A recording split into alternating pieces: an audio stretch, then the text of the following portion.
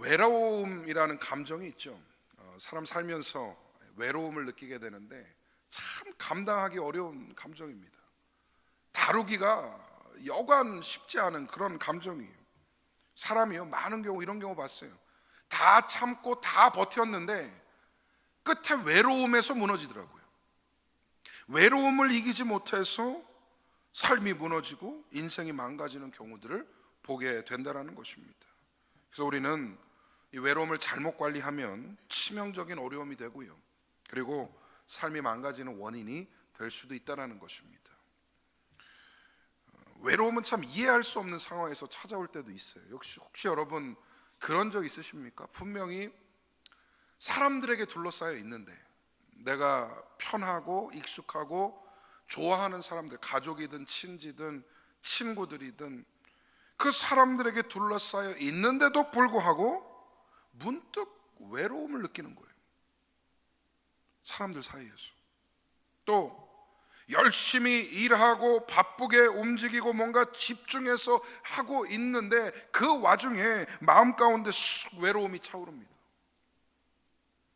심지어는요, 교회에서 예배드리고 은혜 받고 나름 충만하다라고 생각을 했는데 집에 가서 앉아 있으니 마음이 헛헛해지는 거예요.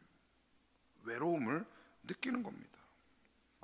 여러분은 최근 외롭다 라고 느끼신 적이 있으십니까? 외롭다.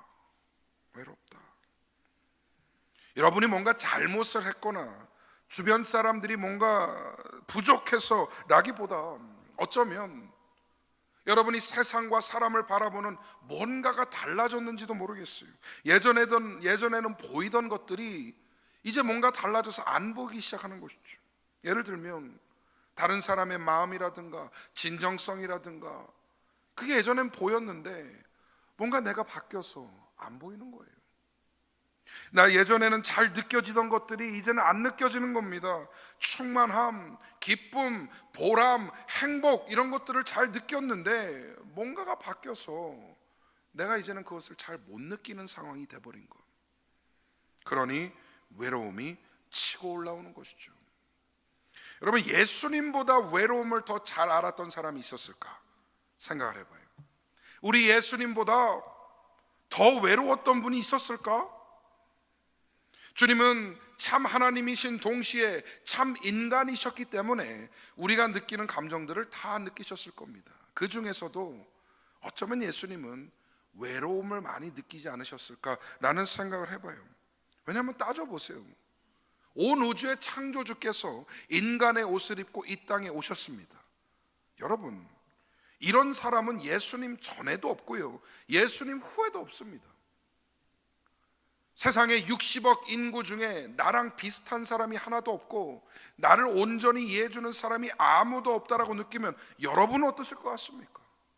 마치 무인도에 홀로 남겨진 그런 느낌처럼 철저하게 외로우지 않았을까? 예수님의 마음 가운데 있던 그 깊은 고충과 생각들과 이 세상을 향한 그 하나님의 의지와 뜻을 이해할 수 있는 사람이 단 한 사람도 없다면 얼마나 외로우셨을까? 심지어 가장 가깝다 하는 제자들 역시도요, 예수님을 이해 못했어요. 십자가를 이해 못했습니다.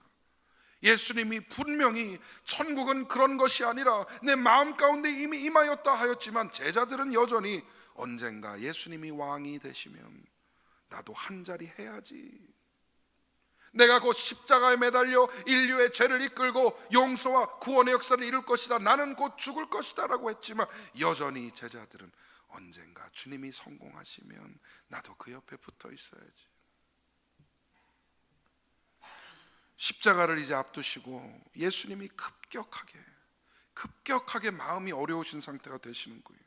겟세마네 동산에 올라가 기도하십니다. 그리고 그 자리에 가까이 지내던 제자들을 데리고 가시는데 베드로, 야고보, 요한 이 세 명만 딱 데리고 가시는 거예요. 당시 예수님의 이 감정 상태가 어땠는가 한번 들어보시기 바랍니다. 이렇게 주님이 말씀하십니다. 내 마음이 매우 고민하여 죽게 되었으니 너희는 여기 머물러 나와 함께 깨어 있으라. 여러분, 그날만큼은 주님이 혼자이기 싫으셨던 거예요. 그날만큼은 주님도 외롭기 싫으셨던 거예요. 그날만큼은 사랑하는 제자들이 주님과 함께 기도하면서 그 자리에 함께 해주시기를 바랬던 것입니다. 원래는 보통 혼자 조용히 올라가셔서 기도하는 걸 좋아하셨는데 이번에는 제자들에게 부탁하시는 거예요. 나와 함께 깨어있으라. 그런데 그들은 어떻게 했습니까? 제자들 어떻게 했죠? 잘 아시는 것처럼 잤죠? 그럴 땐 그냥 잤다고 표현하면 안 돼요. 어떻게 잤어요? 저는 그 말을 못하겠고 TV 잤어요. TV 잤어요. 예수님의 마음을 아는지 몰랐죠. 100%. 그냥 자버린 거예요. 피곤하다고. 예수님이 기도하시다 한 번 옵니다. 깨웁니다. 한시도 깨어있지 못하겠느냐, 나와 함께 기도해라. 또 가서 기도하세요. 두 번째 왔더니 또 뭐하고 있어요? 또 TV 자고 있어요. 깨우시죠.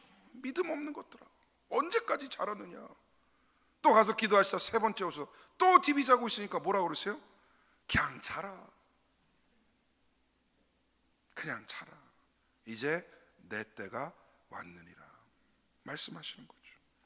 결국 예수님은 홀로 이 십자가의 길을 걸어 가셨습니다. 인류의 모든 죄의 짐을 홀로 메고 가셨습니다. 그러나 예수님은 외로움에 지지 않으셨습니다. 할렐루야. 오히려 그 고통스러운 시간을 통하여 누구도 이루지 못했던 구원의 역사를 이루신 줄 믿습니다. 오늘은 외로움이 꼭 부정적인 감정이 아니라 우리가 집중하고 잘 사용하면 어떠한 힘을 낼 수 있는가 한번 상고해 보고자 합니다. 외로움을 외로움으로 남기지 마시고 새로운 힘으로, 새로운 능력으로 사용하는 지혜가 있으시기를 간절히 소망합니다. 첫 번째로, 외로울 때 내 자신과 대면합니다. 성경에는 또 다른 외로운 인물이 하나 나오는데 그의 이름은 욥입니다. 욥. 하나님을 진심으로 경외하고 예배했던 그 의로운 사람 욥, 그가 사단의 시험에 들게 되죠. 사단이 시험을 하는데 너무나 참혹합니다. 하루아침에 자식들이 다 죽어나가요. 하루아침에 가지고 있던 재산이 다 사라져 버립니다. 심지어는 하루아침에 건강까지 다 무너지게 된 것이죠. 온몸에 욕창이 나서 이 기왓장 갖다가 온몸을 벅벅 긁고 있는 그 욥. 여러분, 그 어려움을 겪는 욥에게 한 가지 더 큰 어려움이 찾아오는 게 뭐냐? 그게 외로움이라는 감정이에요. 그 욥에게 아내라고 하는 사람이 와서 뭐라고 하는지 아십니까? 아내, 평생 같이 살았던 그 아내가 와서 뭐라고 그러냐면, 남편아, 차라리 하나님 욕하고 죽어라. 그렇게 고통스럽게 살 거면 차라리 이 시간 하나님을 욕하고 그냥 이 자리에서 죽어버려라. 그게 낫겠다. 위로한답시고 아내라는 사람이 그렇게 말하는 거예요. 얼마나 외로웠을까. 고난을 당한 욥에게 친구 셋이 찾아옵니다. 분명히 가깝고 친하고 사랑하는 친구들이었습니다. 위로한답시고 와갖고 하는 말이 뭐냐? 야, 뭐 분명 네가 뭐 잘못했을 거야. 야, 네가 분명 뭔 죄를 졌으니까 이런 일이 일어나지. 그러니까 당장 회개해. 황장 회개해. 위로하지 않고 와갖고는 정죄를 해버리는 겁니다. 얼마나 외로웠을까. 이에 욥은 아주 긴 시간 동안 하나님 앞에서 자신을 돌아보기 시작합니다. 매우 외로운 시간과의 사투를 벌이게 되었습니다. 아무리 생각해도 잘못한 것이 없는데, 아무리 생각해도 내가 하나님 앞에 범죄한 것이 없는데, 그럼에도 불구하고 또다시 깊이 내면을 돌아보는 거예요. 그랬더니 그 끝에서 뭐라고 고백을 하느냐? 우리 욥기서 42장 5, 6절 말씀 함께 보겠습니다. 시작. 내가 주께 대하여 귀로 듣기만 하였사오나 이제는 눈으로 주를 배옵나이다. 그러므로 내가 스스로 거두어드리고 티끌과 재 가운데서 회개하나이다. 아멘. 하나님 앞에 서서 자신을 곰곰이 성찰해 봤어요. 그리고 하나님 앞에 나는 여전히 부족하구나, 나는 여전히 연약하구나.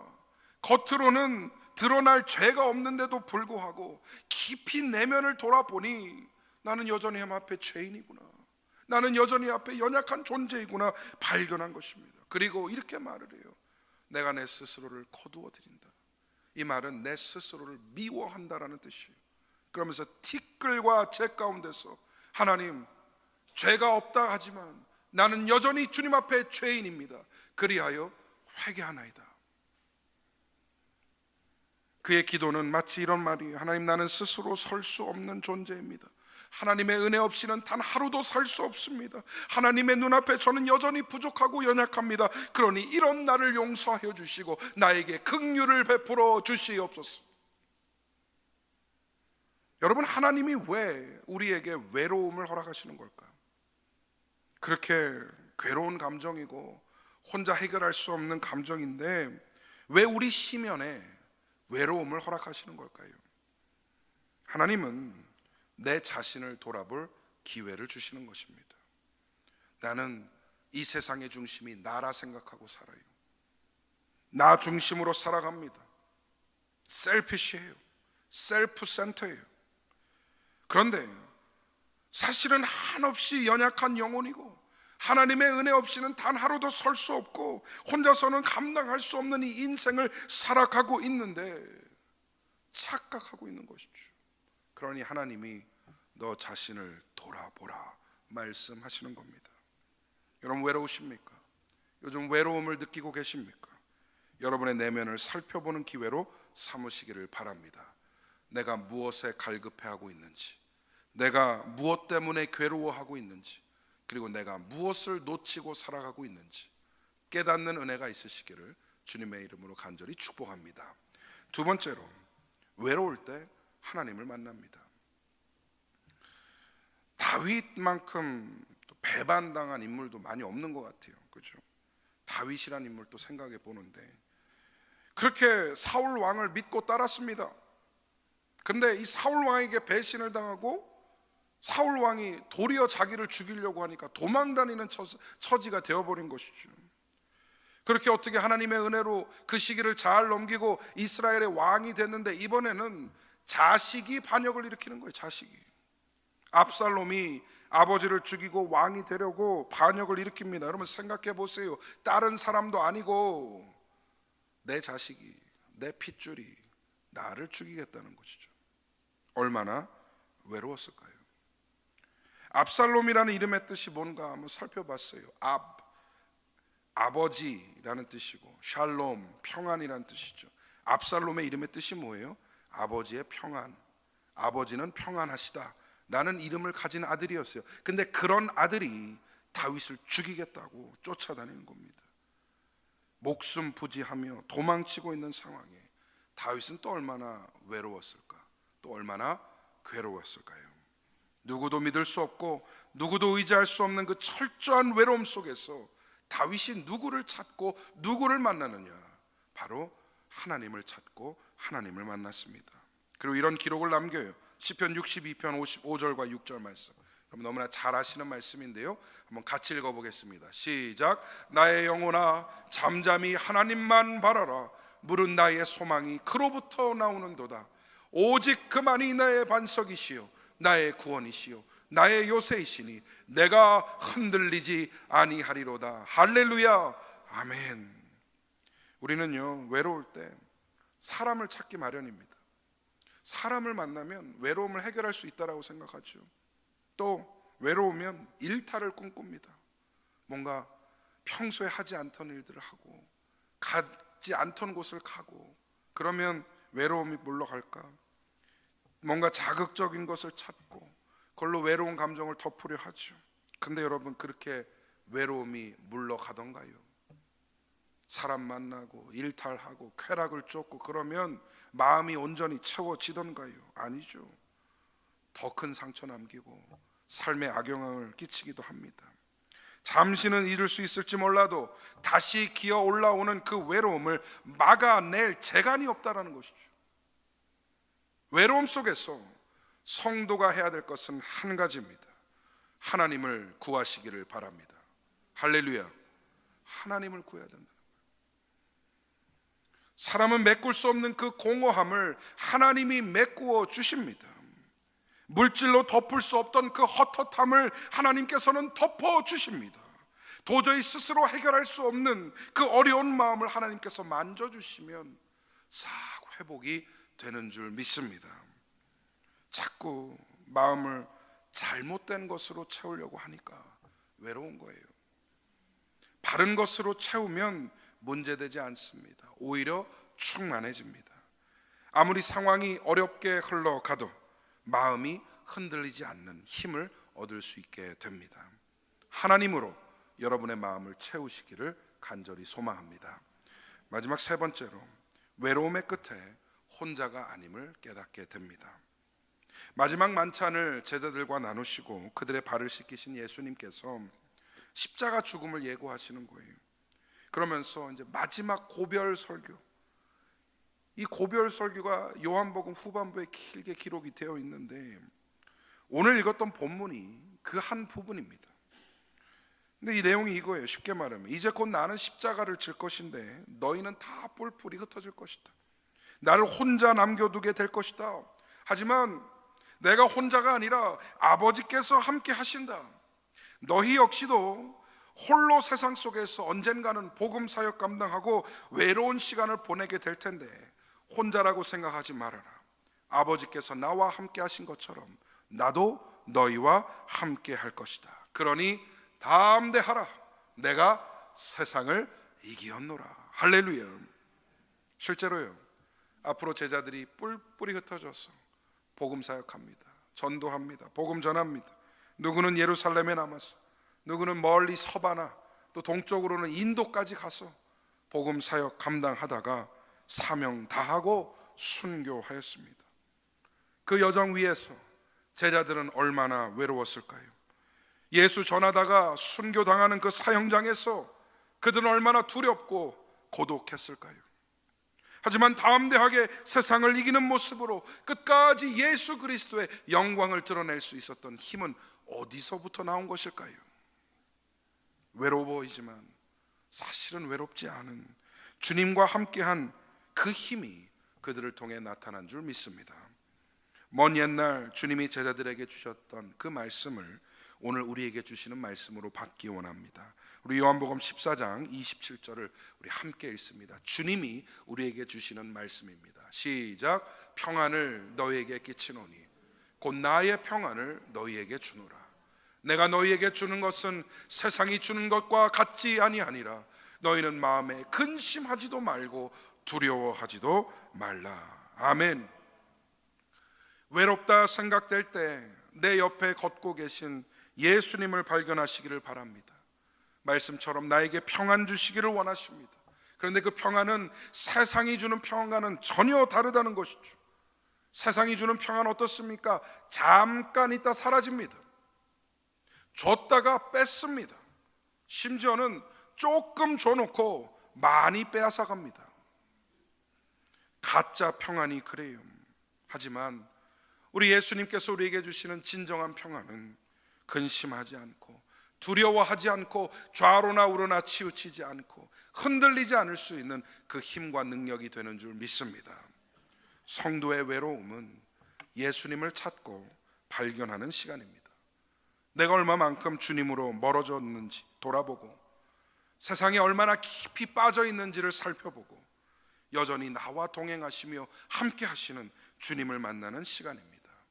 그러니 성도에게 외로움은 우리를 이길 수 없는 문제입니다.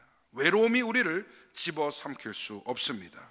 외로움이 우리의 신앙을 앞서갈 수 없습니다.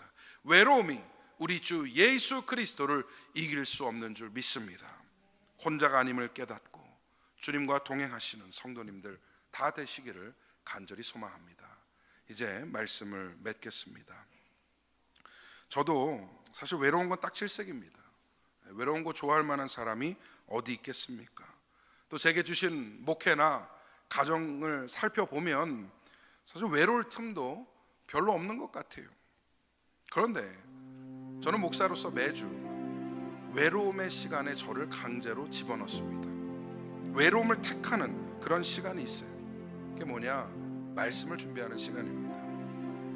설교를 준비하는 그 시간, 여러분 사실 객관적으로 보면 참 괴로운 시간이에요. 인간적으로 봤을 때 본문을 정하고 그 본문을 공부하고 연구하고 그 안에 담겨져 있는 메시지가 무엇인지를 찾아내서 그것을 글의 형태로 옮기고 이것을 설교의 형태로 또 옮겨 쓰고 수정하는 것, 이걸 매주 해야 합니다. 매주. 아무에게나 그리고 무엇에게도 방해받지 않고 오롯이 혼자 하나님 앞에 말씀 준비하는 그 시간을 만드는 것도 참 어려워요. 목회는 언제나 일이 있고요, 만나고 말해야 되는 사람이 언제나 있기 때문이죠. 그런데 그 고독의 시간으로, 외로움의 시간으로 나 자신을 밀어붙여서 말씀 앞에 내 자신을 홀로 서 있게 만들고 그 내면으로 나를 자꾸 밀어넣고요, 결국 말씀과 나 사이에 아무것도 없이 만드는 그 상태가 되면요, 여러분 말로 형용할 수 없는 자유함과 은혜를 만나게 됩니다. 그래서 이런 표현이 맞을지 모르겠지만 여러분 설교도요 중독성이 있더라고요. 설교도 중독성이 있어요. 제가 느끼기에 좋은 설교는 설교자의 외로움의 끝에서 나오는 설교입니다. 설교 준비하면서 외롭지 않았다 하면 그거 최선을 다했던 것인가 한번 물어봐야 합니다. 여러분 외로우니까 은혜를 만납니다. 외로우니까 하나님을 대면합니다. 그리고 그 외로움의 끝에서 결국에는 내가 혼자가 아니었음을 다시 한번 보게 됩니다. 제가 사실 좀 간증할 내용이 하나 있는데, 최근에 이제 우리 교회가 이렇게 리모델링도 하고 여러 가지 공사도 하고 참 좋았어요. 그런데 믿음이 부족한 목사인지 마음 한켠에 걱정이 태산인 거예요. 기도합니다. 하나님 앞에, 하나님 수만 불을 썼어요. 어떻게 해요? 하나님이 채워주셔야 돼요. 하나님 메꿔주셔야 돼요. 목사가 돈 때문에 기도하게 되더라고요. 근데 여러분 그 기도가 외로웠어요. 그 기도가 고독했습니다. 그런데 며칠 전에 익명의 어떤 분이 전화가 오셔서 뭐 보자라고 한 거예요. 그래서 영문도 모르고 만났죠. 근데 그분이 봉투를 하나, 두툼한 봉투를 하나 꺼내시면서, 목사님 내가 1년 동안 나 쓰려고 모았어요. 근데 교회 위해서 드리고 싶어요. 그렇게 말씀하시고 가시는 거예요. 제가 그날 저녁에 기도하면서 열어봤는데 현금으로 10,000불을 넣어서 나한테 주셨더라고요. 그리고 꼬깃꼬깃해요. 그 말은 모으신 거예요. 그거를 여태까지. 제가 정말 감사한 마음으로 기도하면서 하나님 이렇게 또 응답하시고 또 이렇게 위로하시는군요. 너무 감사합니다. 그분 축복하는 마음으로 기도를 하고 있는데 하나님 나한테 그러시는 거죠. 허목사야, 너 목회 네 혼자 하는 거 같지? 아니야, 내가 같이 하고 있어. 허목사야, 네가 네 혼자 교회 이끌고 가는 거 같지? 아니야, 너와 함께 기도하고 너와 함께 동역하는 성도들이 여전히 있어. 내가 그들을 너에게 보냈어. 그 마음을 주시는데 얼마나 감사한지. 외로웠더니 함께함을 경험하게 되더라고요. 믿으십니까? 비록 외로움이 기분 좋은 감정은 아닙니다. 그러나 그것이 가지고 있는 힘은 분명히 있습니다.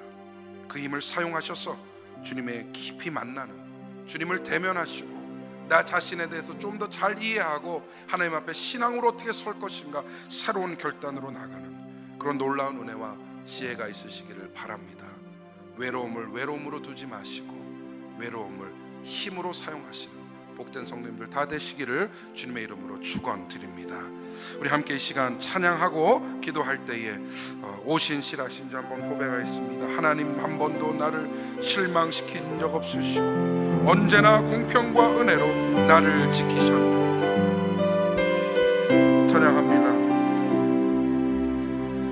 하나님 한 번도 나를 실망시킨 적 없으시고 실망시킨 적 없으시고 언제나 공평과 은혜로 나를 지키셨네. 나를 지키신 오신 실하신 주, 오신 실하신 주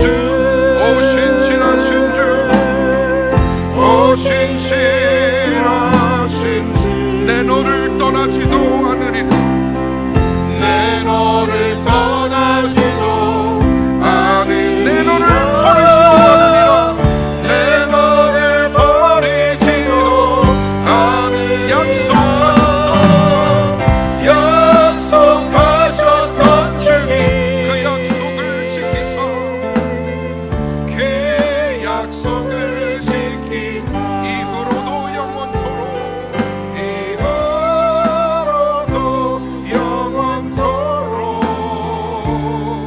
나를 지키시리라 확신하네. 지나온 모든 세월들 돌아보아도 그 어느 것 하나 주의 손길 그 어느 것 하나 주의 손 안 미친 것 전혀 없네. 안 미친 것 전혀 없네. 오 신실하신 주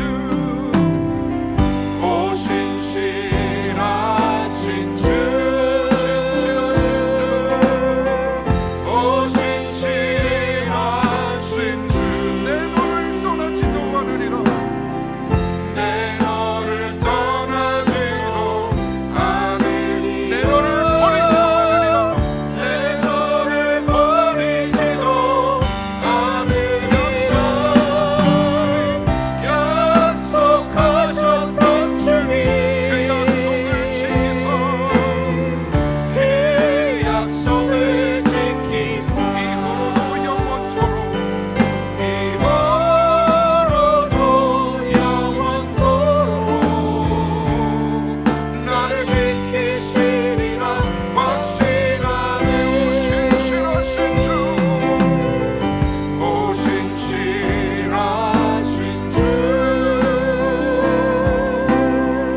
오 신실하신 주 아멘. 내 너를 떠나지도 않으리라. 내 너를 버리지도 않으리라. 약속하셨던 주님 그 약속을 지키사 이후로도 영원토록 나를 지키시리라 확신하네. 우리 이 시간 함께 기도하겠습니다. 주신 말씀 생각하면서 기도할 때 하나님 외로운 인생을 삽니다. 바쁘게도 살고 사람들 속에 묻혀서도 살지만 왠지 알 수 없는 그 깊은 외로움이 나에게 있음을 고백합니다.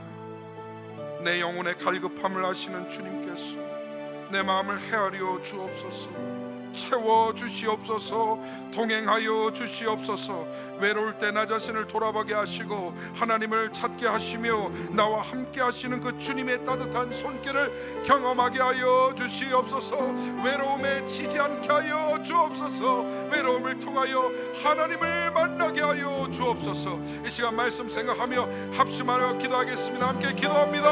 주님 앞으로 나가는 모든 성도들 기도하여 주시고 주여 이 성도들의 마음 가운데 임하여 주시옵소서. 하나님 나는 외로운 삶을 사랑합니다. 하나님 우리는 떨쳐낼 수 없는 아버지 그 필연적인 고독과 함께 사랑합니다. 하나님 바쁘게도 일하지 해보지만 사람들도 만나보지만 일탈도 해보고 쾌락도 쫓아보지만 하나님 세상에서 그 외로움을 해결할 수 없었사오니 주여 나를 누구보다 더 잘 아시는 주님께서 내 마음 가운데 임하여 주시옵소서. 내 마음을 채워주옵소서. 내 마음을 주여 메꾸어 주시옵소서. 그리하여 하나님을 만나게 하여 주시고 주님과 동행하는 삶으로 나아갈 수 있도록 인도하여 주옵소서.